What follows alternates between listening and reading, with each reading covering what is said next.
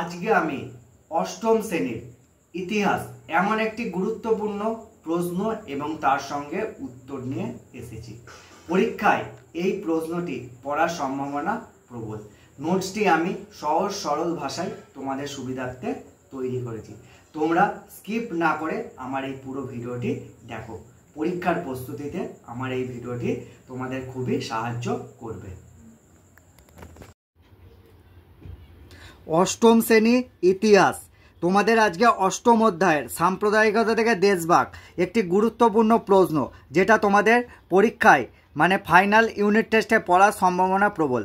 আমি নোটসটি সহজ সরল ভাষায় তৈরি করেছি, তোমরা স্কিপ না করে পুরো ভিডিওটি দেখতে থেকো। সৈয়দ সৈয়দ আহমেদ খান কিভাবে মুসলমান সমাজকে আধুনিকীকরণের পথে এগিয়ে নিয়ে গিয়েছিলেন তা ব্যাখ্যা করো। এইটা তোমার অনুশীলনীতে এই প্রশ্নটা আছে, বা প্রশ্নটা ঘুরিয়ে দিতে পারে আলিগড় আন্দোলনে সৈয়দ সৈয়দ আহমেদ খান কি ভূমিকা নিয়েছিলেন। দেখো তাহলে তোমরা শুরুটা করবে কেমন করে।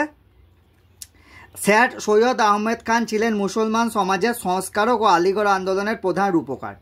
আলিগড় কলেজকে কেন্দ্র করে মুসলমান সমাজের মধ্যে সামাজিক, সাংস্কৃতিক, রাজনৈতিক চিন্তাধারার যে বিবর্তন ঘটেছিল তাকে আলিগড় আন্দোলন বলা হয়। শর্ট কোশ্চেনও দিতে পারে আলিগড় আন্দোলন কাকে বলে। এবার দেখো সৈয়দ আহমেদ খানের উদ্দেশ্য কী ছিল। সৈয়দ আহমেদ খানের উদ্দেশ্য এক, মুসলমান সমাজের মধ্যে পাশ্চাত্য শিক্ষার প্রসার ঘটানো। 2 নম্বর, ব্রিটিশদের সাথে মুসলমানদের সম্প্রীতি স্থাপন। ঠিক আছে, এবার দেখো তিনি আধুনিকীকরণের জন্য কী কী করেছিল। দেখো আধুনিকীকরণের জন্য প্রথমেই তিনি শিক্ষা সংস্কার, এখান থেকে শর্ট কোশ্চেনও কিন্তু তোমরা কমন পাবে। পাশ্চাত্য শিক্ষার প্রসারের জন্য সৈয়দ আহমেদ 1863 সালে সায়েন্টিফিক সোসাইটি স্থাপন করে। এটা পরীক্ষায় দেয়, সায়েন্টিফিক সোসাইটি কে কবে স্থাপন করেন। এছাড়া 1875 সালে Aligarh Mohammedan Anglo oriental college স্থাপন করেন। এটাও শর্ট কোশ্চেনে পড়ে। 1864 সালে গাজীপুর ও মুরাদাবাদে 2টি বিদ্যালয় স্থাপন করে ইংরাজি ও বিজ্ঞান শিক্ষা চালু করেন। ঠিক আছে, এবার দেখো এবার হচ্ছে তোমাদের সমাজ সংস্কারক মানে সমাজ সংস্কার।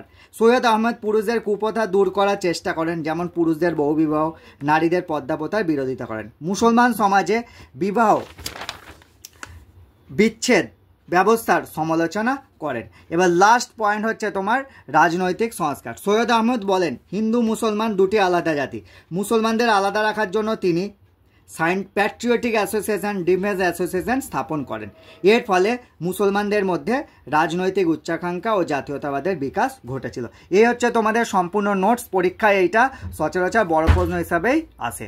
আমার ভিডিওটি দেখে তোমরা যদি সত্যিই উপকৃত হও তাহলে প্লিজ আমার চ্যানেলটিকে সাবস্ক্রাইব এবং পাশে থাকা বেল আইকনটি প্রেস করে দিও।